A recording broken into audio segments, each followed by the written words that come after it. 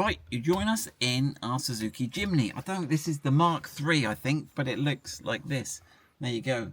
Right, we are gonna install a dash cam power supply, and we are gonna use the power supply that's up here. Because look, if you look, we've got power up here, obviously, because the lights come on when you open the doors and stuff. So we've done this on our Land Rovers, and we thought it'd be good to do it on our Suzuki Jimny. So we have designed a loom that plugs into here. Now, bear in mind, this loom gives you two wires, a permanent earth and a permanent live. So this would be really handy. You might want to add a USB-C power supply here, because the USB-C, the USB-A here, or the USB cigarette lighter port here, is only live with ignition. So if you're camping or doing weird things in car parks at night and you want to charge your phone, then having a permanent USB output battery life could be handy. Also, some dash cams have parking mode, and dash cams like the Nextbase ones that have parking mode need a 24/7 power supply feeding them, so that if when your car's parked it has a little shunt, then you can get it. Also, if you want to install a tracker, you need a 24-hour positive and negative supply, so you could install a tracker hidden up under here. So let's get the loom out, and in the video we're going to show you how to access it and hide it all away and get it all there. Right, let's get going. So the loom in its simplest form is this. So it just goes onto the interior mirror, and it sends all the power supply straight through. You can see this one is actually the door open signal, the plus and minus goes through, and it taps into them. We've got an inline fuse, so it gives you a fuse protected 12-volt battery live and negative, and we're going to show you how to install that. Now, you might want to add some accessories to it. So I think there's enough room to get something like this installed above the headlining. So you could have a USB power socket there in your roof, could be handy. You could use a Nextbase hardwire kit. So the Nextbase hardwire kit needs a battery positive and a negative. And you could just join these, solder these, use connectors, whatever you want, to join that onto there, and you would be ready to go with a hardwire kit. So this would give you parking mode and a Nextbase camera.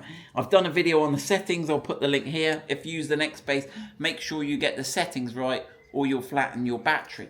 Right, we did think of this idea, but this idea is not so good. This is a USB-A power supply that we've connected to it here, but this would be live all the time. Might not, it could be useful actually, it'd be useful as long as you don't plug anything in, it won't drain it. Right, this is the Nextbase loom.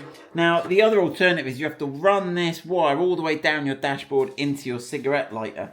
Now, we also have this circuit board, which is really clever, but we can't, I designed it, but we can't get them made anymore. So I'm going to have to find a new supplier. But basically, you could put 12 volts in, and it would detect whether the 12 volt has gone to 14 volts because your car had started, and this USB would only be live on ignition. So I need to get someone else to manufacture that for me. Right, so the first thing we need to do is remove this little lens. How did you remove that? I should get you doing this, really. There we go. So that's just a little plastic lens there. Put that there, and then that gives us, we've coloured the screws orange. Can you get those? You have to sort of come underneath it, Lizzie. Yeah. Oh, we didn't do them tight. Make it look easy. Right, so you get these two and that. Now we've upgraded the interior light to LED, which is pretty cool. Right, there we go. So that's the first bolt out there. Second one's the same, and then that lowers the light down. Okay, now one thing you'll notice is it doesn't give you much room behind here. So we were initially like, oh, that's rubbish. We've only got this tiny little gap. Right, we now need to disconnect this. Now there's nothing particularly to press on here. You just need to wiggle that out. So basically we are going to flap the sun visors out the way, and then we're going to remove these two clips, which will allow us to lower the headlining. So if you get a little screwdriver in the gap there, and there's like a central pin that sort of pulls down. This is actually ingenious. So it'll go all floppy like that. And then you can just pull this down. Okay, so how that works is as you push this pin up, it spreads these, sort of like a rivet really. It's like a sort of scrivet thing. So you pull that out and they can comply and conform and go in. A really ingenious fitting. I've not seen that in that particular use. Get him down so he's all flopping about, and then pull him down. Now what that'll allow you to do now is to really pull this headlining down. Now in this section here, there's actually about that much space. I put some plasticine up there, so you could drill out here and put the USB supply if you wanted to add a USB supply, but certainly we can hide all our electronics up inside there. So right, so what we're going to do, let's get the Loom again. So we are going to connect, I've disconnected the Loom from the, I got a bit excited there, disconnected the Loom from the mirror. Let's get everything connected first. So we're going to put the negative into the negative supply. Okay, now this is my super tricky circuit that I can't get anymore.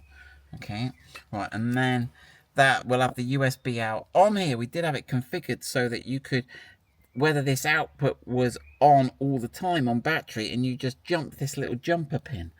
Okay, you could move it between the right hand two, and it would be battery, or the left hand two. It's got a voltage sense. It would detect it was 14 volts, and it would do that. Right, so that's all ready to go. Then we can put that. That's all ready to go. That's all ready to go. I need a bit of, right, we need the USB cable. So this is the output to our dash cam. Okay, oh, heat shrink. I need the heat shrink. Right, I'm going to put some heat shrink on here. Okay, I'm going to shrink that down, and then I'm going to put this. Now, obviously, whatever you're putting your hardwire kit or anything, you'll have to do that yourself. Work out how that goes, but you'll end up with something with some sort of block of electronics powering your dash cam. Ready to go. So let's plug this in here. Oh, get it the right way around. Okay. Okay, now this wire actually it comes between, the wire is between the metalwork and the headlining, so you can just push all this back here. Now we need to leave the other end down. All this can just go all into this big void here. All of this, it'll take it all. And the only two bits I need hanging out. Okay, so there's loads of room here. You could put some bubble wrap around it to stop it vibrating when you're off-road. Right, but all that tucks away there. Looks super neat. And all we're left with is our original. Now let me get this the right side, because our dash cam is going to be over the passenger side. Don't want it in the driver's view. Okay, everything else is out the way. Make sure that's all there, and it's all up in this void. Right, let's get the mirror. Right, okay, so check we've got the right connection. That's there for the grooved side. That's there for that. Okay, put that on there. Right, grab the screws. We can screw this back up. Okay, let's have a look. Check we got the right. There you go. Screw goes in.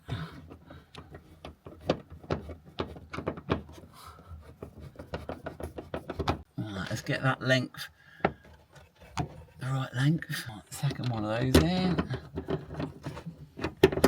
That's it.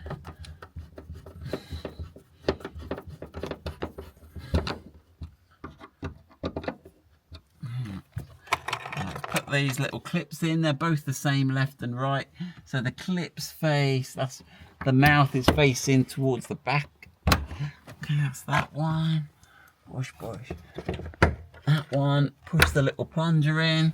Right, sun visors can go back. Right, light cover on. There we go. Which way around to go? That way around. There we go. Snap in. Right, let's plug the camera in. So this is the Garmin Mini. So we plug the little connector in here, and then he's got. Oh, I should have had him out the other side. That's all right. We can work this. We can work our magic. All right, he clips on. It looks like, there we go. So make sure he's not too close to the mirror. You might want to watch that, depending on the angle of your mirror. So there we go. He's all on and recording. Right, now let's test if it all works. Right, key in the ignition. We're in neutral. Right, so nothing will happen. Look, so we've got no lights coming on the camera, okay, because of our circuit board detects 14 volts. If you start the car now,